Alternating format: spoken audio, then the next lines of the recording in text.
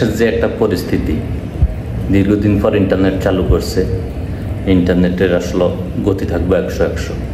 কারণ এদিকে ফেসবুক বন্ধ, টিকটক বন্ধ, অফিসিয়ালভাবে সব কিছু বন্ধ, সরকারিভাবে বন্ধ হলে তো মানুষ এগুলোতে ঢুকতেছে না, যে কয়েকজন VPN দিয়ে চালায়। এছাড়া তো মানুষ ম্যাক্সিমাম মানুষই অনলাইনে নেয়।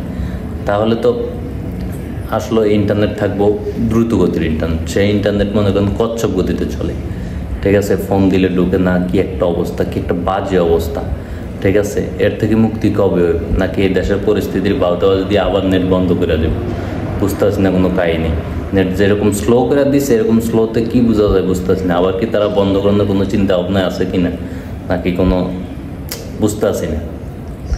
নেটটা চলবো হাই স্পিডে, তুমুল গতিতে চলবো। কারণ হলো কি, এদিকে আপনার ফেসবুক বন্ধ, এইদিকে আপনার টিকটক বন্ধ, ইনস্টাগ্রাম বন্ধ, মেসেঞ্জার বন্ধ। এগুলো বন্ধ থাকার পর তো আসলে নেটের স্পিড থাকবে 100-100। নেটের স্পিড হচ্ছে পিঁপড়ার গতিতে চলতেছে।